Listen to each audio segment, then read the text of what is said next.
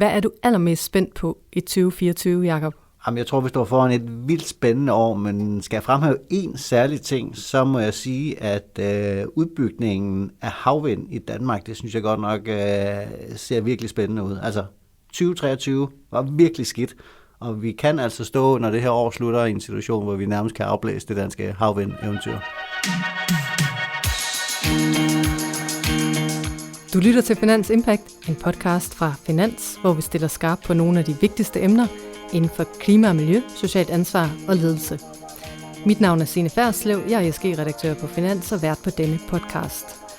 I denne udgave af Finans Impact har jeg en medvært i skikkelse af Finans klimaredaktør Jakob Martini. Vi vil sammen se frem mod det år, som netop er taget hul på, nemlig 2024. Hvilke 6 ESG-relaterede hovedbrud kommer til at fylde i erhvervslivet? Det er det, vi kommer til at tale om i dag. Velkommen til. Jeg lægger ud, fordi noget af det, der i hvert fald fylder ude i virksomhederne lige nu, og som i den grad er et hovedbrud, det er, at alle børsnoterede virksomheder i Danmark med mere end 500 ansatte skal indsamle data om deres aftryk på miljø og klima, social ansvar og god selskabsledelse, altså ESG. Det skal alt sammen efterfølgende rapporteres i deres årsregnskaber, og det er altså konsekvensen af den her nye EU-lovgivning. Aftalen om EU-direktivet om bæredygtighedsrapportering landede i juni 2022, men selve rammerne for, hvad virksomhederne skal rapportere om, var først klar efter sommerferien sidste år, og det har altså gjort, at nogen synes, at det er lidt kort varsel, de har haft i forhold til at skulle indsamle data og rapportere på det her område.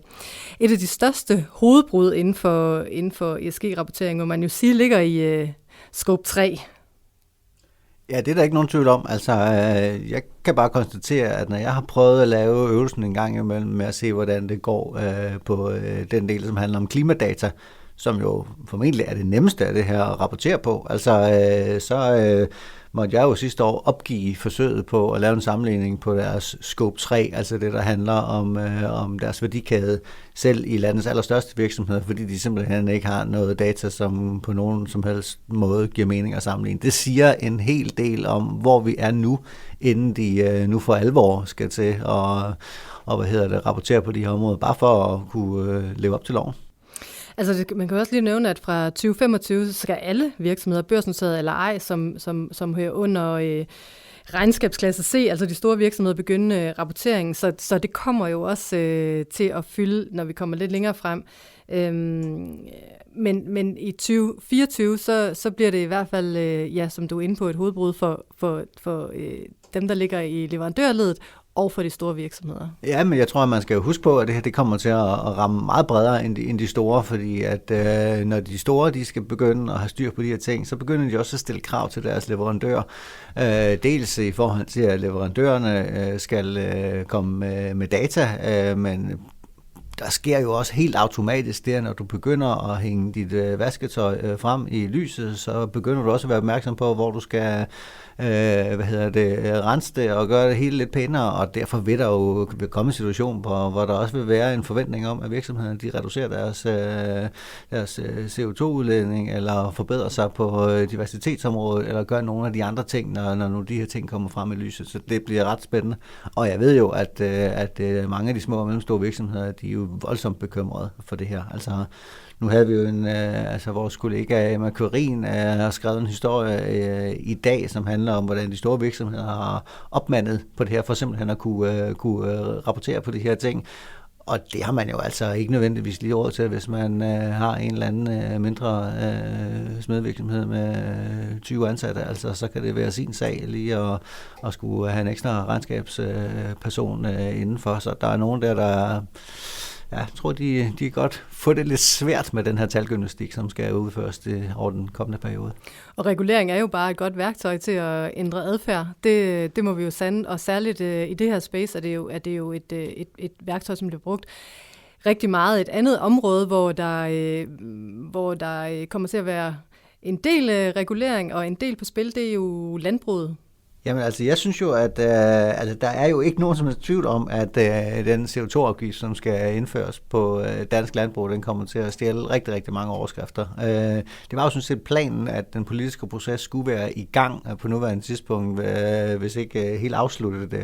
Det, man går og venter på, det er jo det her udvalg, som med professor Michael Svarer i spidsen, som skal ligesom finde ud af, hvordan kan man egentlig overhovedet få det her til at virke, noget som man kan måle, og hvordan opgør man det, og hvordan skal man så efterfølgende, hvor høj en afgift skal man sætte, hvor meget skal man kompensere, alle de her forskellige modeller, som er ret komplicerede øvelser.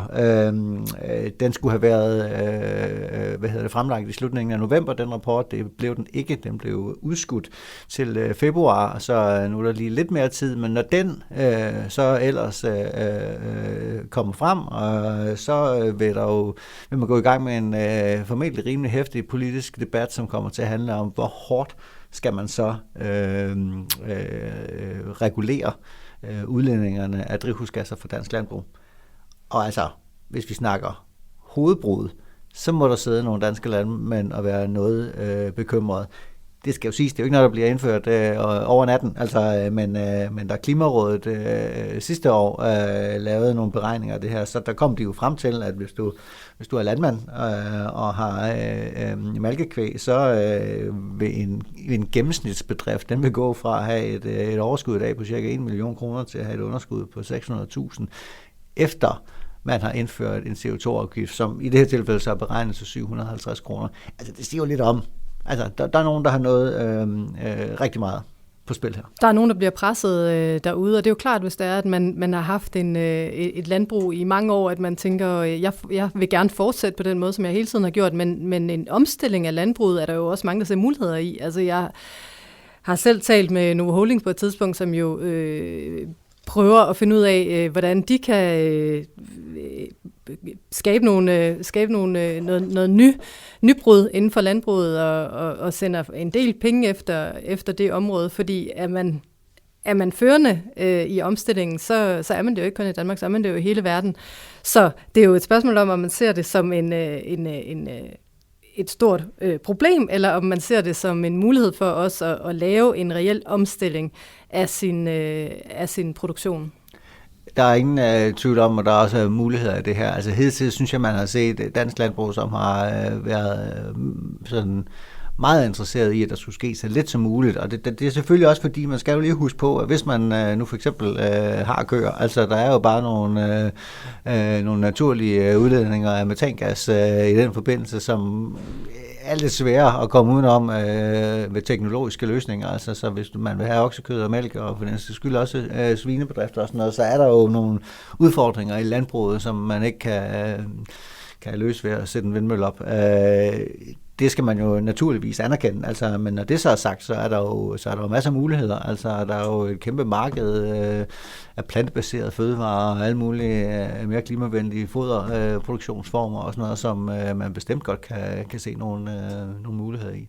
Jeg tror så også, altså, når man nu snakker hovedbrud, altså, så er der selvfølgelig hovedbrudet hos landmændene. Der er jo også politikernes hovedbrud, altså hvor hårdt vil de ramme dansk landbrug. Altså min analyse vil være, at jeg tror, vi får en forholdsvis blød landing her. Altså Danmark er det første land, som eksperimenterer med at indføre den her CO2-afgift, så det er en svær øvelse, altså, men jeg tror heller ikke, der er nogen som helst tvivl om, at man kommer til at indføre en afgift. Det er jeg faktisk helt overbevist om, men jeg er også ret overbevist om, at man kommer til at kompensere ret meget med at give noget tilskud den anden vej. Dels de penge, man samler ind fra afgiften, men jeg tror også, der kommer noget mere oveni. Altså, hvis man strikker det sammen på den rigtige måde, så kan du godt opnå den økonomiske tilskyndelse til at flytte sig, uden at du ødelægger dansk landbrug. Omvendt, hvis man kompenserer for meget, så vil det jo også blive en sovepude, som på en eller anden måde gør, at det ikke virker. Så der er en balanceakt her,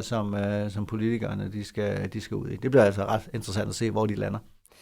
En anden balanceakt, det er jo bestyrelserne, ledelsen i virksomhederne, som i den grad skal ud i en balanceakt, og i den grad få et hovedbrud her i forbindelse med den geopolitiske dagsorden. Altså, vi står foran et år, hvor der er rigtig mange lande, der har valg. Virksomhedslederne de kommer til at skulle forholde sig til igen den store usikkerhed og volatilitet inden for stort set hele pladen af vigtige emner. Det gælder det politiske space, det gælder det sociale ansvar, det gælder makroøkonomi, og så selvfølgelig sådan, med en helt bred pensel det geopolitiske område. Der skal altså holdes godt øje med det her fra bestyrelsernes side og handle sig og forholde til det i forhold til den strategiske linje, man lægger i virksomhederne. Vi har et præsidentvalg i USA, som vel det vigtigste valg, der er i år i forhold til alle frygter, at Trump skal sætte sig som præsident i USA, og hvad det kommer til at betyde for verden i det hele taget. Jamen altså, der er jo ikke nogen tvivl om, at præsidentvalget i USA bliver ret vildt. Altså, også, på alle de her fronter, men der er i hvert fald også på klimaområdet, hvor han jo har meddelt, at han simpelthen vil cykle det der baglæns på den store klimapakke, som Joe Biden han har indført, den der hedder Inflation Reduction Act, og simpelthen fjerne nogle af de subsidier, som ellers lige er ved at skyde godt og grundigt gang i de grønne teknologier i USA. Så det bliver selvfølgelig helt vildt, men jeg tænker også, hvad tænker du, når de sidder, når virksomhederne og bestyrelserne sidder og kigger ind i det her 2024, hvad er det, der bekymrer dem mest? Er det amerikanske valg, eller er det Kinas stadige indtog på vigtige nøgleområder, eller hvor er de henne? Jeg tror ikke nødvendigvis, at man kan sige et frem for et andet, men jeg tror, at der er et meget stort fokus på at holde øje med det hele, havde jeg nær sagt. Altså holde øje med, hvad sker der i USA i forhold til valget der. Vi har også et valg i Rusland, som selvfølgelig ikke kommer til at påvirke, hvem der bliver præsident, men måske kan påvirke krigen i Ukraine. Hvis Putin skal ud og profilere sig i forbindelse med et valg, hvad kommer det så til hvilken påvirkning har det på krigen i Ukraine? Hvilken påvirkning har det i forhold til EU's opbakning til krigen i Ukraine? Hvor står vi der? Vi har et valg i Indien, som et eller andet sted også er et spændende marked i forhold til, hvor står Indien i det hele taget i forhold til Kina, i forhold til den vestlige verden. Og så er der også, som du siger, i forhold til de geopolitiske spændinger, selvfølgelig Kina og hele den der China plus one-strategi, som mange efterhånden er løbet efter, hvor du ligesom prøver at de-riske i forhold til at ikke være for afhængig af Kina, hvis Kina vælger, som man formoder, at gå ind i Taiwan på et tidspunkt. Ikke nødvendigvis i 2024, men altså det er, må man formode, planen på lang bane. Så jeg tror i det hele taget, at bestyrelserne kommer til at være tættere på deres topledelse, altså tættere på deres CEO, i forhold til, hvordan man handler og agerer i forhold til de her meget vigtige emner i verden. Der skal være en klar plan, kan man sige, for hvordan man producerer, hvor man producerer, hvem man samarbejder med. Der kommer fortsat til at være, som vi lige har været inde på, fokus på Kina, men der kommer også til at være fokus på, hvor virksomhederne lægger investeringerne.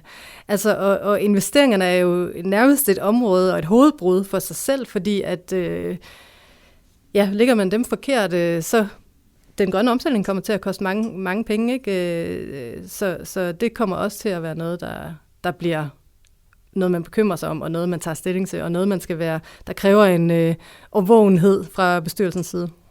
Altså, jeg kan i hvert fald se, altså, når man kigger på den grønne omstilling, altså, at selve investeringslysten i at omstille sig vil være et af de 6 hovedbrud i sig selv. Altså, man har set en årrække nu, hvor det helt klart har været erhvervslivet og investorerne, der ligesom har trukket meget fremdrift i forhold til en grøn omstilling.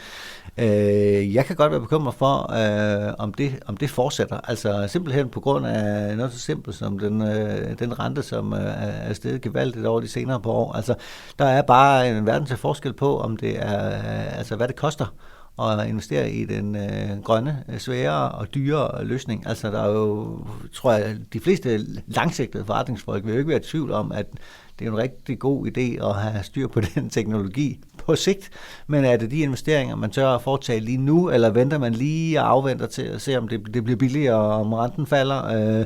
Fordi mange af de her teknologier er jo kendetegnet ved, at det kræver typisk en ret stor investering upfront, og det vil sige, at du skal ud og låne pengene på den ene eller den anden måde. Så det synes jeg bliver ret interessant at se. Altså. Og man kan sige, at i forhold til investeringer talte vi jo faktisk i den seneste podcast også om hvorvidt der vil blive skruet ned for de grønne investeringer versus andre investeringer, og hvor i hvert fald erhvervskundescheferne i bankerne siger, fra Nordea og Danske Bank, som vi har talt med, siger, at de grønne investeringer vil være dem, man så holder fast i. Men der er jo også spørgsmålet om, hvorvidt investeringerne rykker til USA for eksempel, hvor du har Bidens tilskudsordning til det grønne område, og usikkerheden i forhold til, hvorvidt man får en ny præsident der.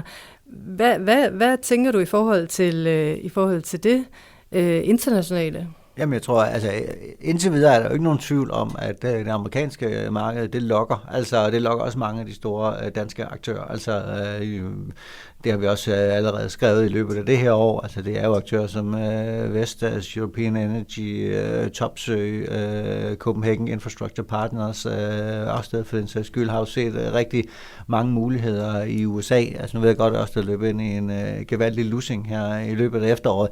Det skal man ikke lige forveksle med den her Inflation Reduction Act. Der er ligesom noget med, hvornår man har truffet investeringsbeslutninger. Det er jo nogle lidt ældre projekter, som man også har haft problemer med. Men der er jo ingen tvivl om, at man er brandvarme på det amerikanske marked. Og det er jo fordi, at der er en støtteordning, som bare er super attraktiv. Altså, det er jo noget af det, der kan være med til at holde momentum oppe, altså så længe der er de støttemuligheder. Altså, det er der ikke nogen som helst tvivl om. Altså, EU prøver også at komme med alle mulige mærkelige modsvar. Altså, der kan nogle gange være lidt lang vej fra, man står på en talerstol og siger, at man gerne vil dele nogle penge ud til, de rent faktisk kommer ud. Vi så faktisk lige her i december måned, at Topsø de fik næsten 700 millioner kroner fra en innovationspulje til den fabrik, de er ved at bygge i Herning, som skal lave elektrolyseapparater, altså det, man bruger i forbindelse med Power-to-X og fremstilling af grøn brint. Så der er jo penge i EU-systemet, men der går nogle gange lidt lang tid. Jeg tror, at EU er presset på det her. Altså, så jeg ser sådan set lidt to muligheder. Altså den ene, det er, at man lige trykker på pausen og venter til at se, hvordan hele renteudviklingen den tager sig ud. Der er jo også virkelig meget usikkerhed på den front i 2024. Og så er der den anden, altså at man simpelthen mere målrettet går efter de steder, hvor man kan være sikker på nogle subsidier, som man kan være sikker på at regne den hjem.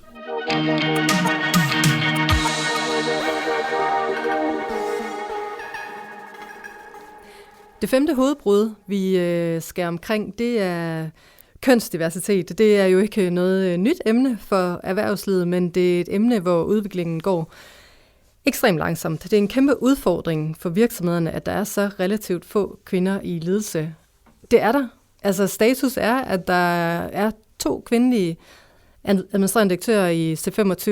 Der er 3 finansdirektører. Man havde tidligere sagt, at de er ikke CEO, de er CFOs, de her kvinder. Men der er altså kun 3 ud af de her 24 selskaber, der er i C25. Hver anden danske virksomhed har slet ingen kvinder i bestyrelsen. I 2023 var der kun, jeg tror det er 10,8% af danske virksomheders bestyrelsesledere, der var kvinder. Og siden 2018 har der kun været marginale stigninger i andelen af kvinder i bestyrelserne.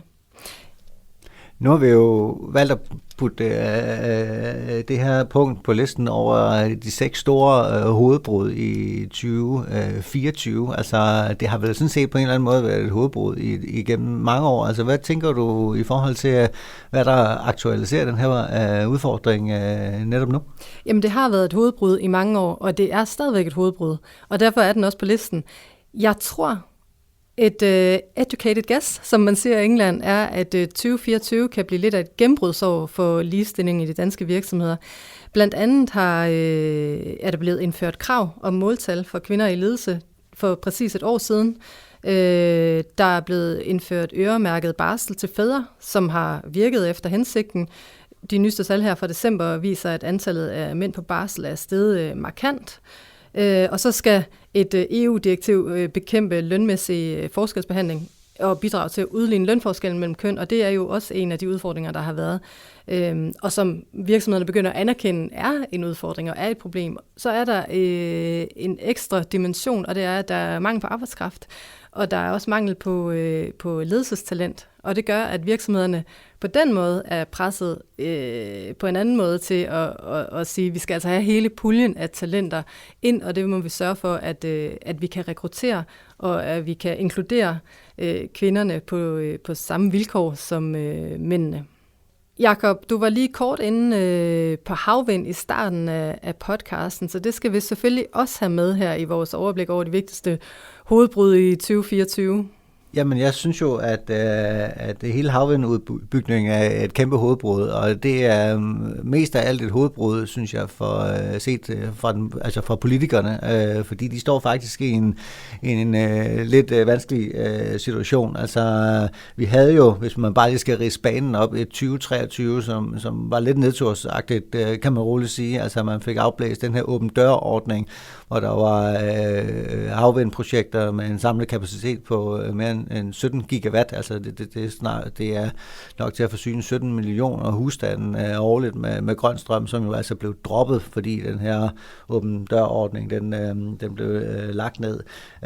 Det var også et år, hvor det store projekt med Energiøen ude i Nordsøen blev sparket til hjørne, fordi det viste sig, at økonomien simpelthen var helt til hest. Det, der ligesom har været håbet i den her situation, det er jo det danske havvindudbud, som man til gengæld blev enige om at lave en politisk aftale om i 2023, og som går ud på, at man inden 2030 skal have opstillet 9 gigawatt. Hvis det lykkes, så på trods af alle de her andre tilbageskridt, så vil det stadigvæk være ret markant. Altså vi har 2,3 gigawatt havvind i Danmark i dag, så hvis vi inden 2030 lægger 9 oveni, så er det altså en udbygning, som virkelig vil gøre en forskel.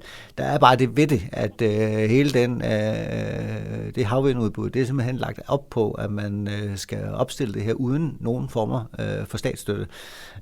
Og det, som markedet ser ud, begynder bare at se svært ud. Altså vi ser, at amerikanerne og britterne har været ude og ændre deres udbudsbetingelser for nylig, hvor de simpelthen har øget betalingen til havvindopstillerne ganske betragteligt, altså med 30-40%, altså for at få projekterne op at stå. Og herhjemme, der har regeringen altså valgt en strategi indtil videre, hvor man ligesom afventer. Og det bliver simpelthen enormt interessant at se. Det er i løbet af 2024, at de endelige udbud, eller projekterne kommer i udbud, i hvert fald for de fleste af de her 9 gigawatt. Og så er det jo spændende, om der er nogle selskaber, der har lyst til at byde. Altså, det vil være ret katastrofalt for den danske selvforståelse, og også for Danmarks grønne omstilling, hvis der rent faktisk ikke er nogen, der har lyst til at bygge havvind i Nordsøen. Hvilke muligheder er der ligesom for, at det her kan lykkes?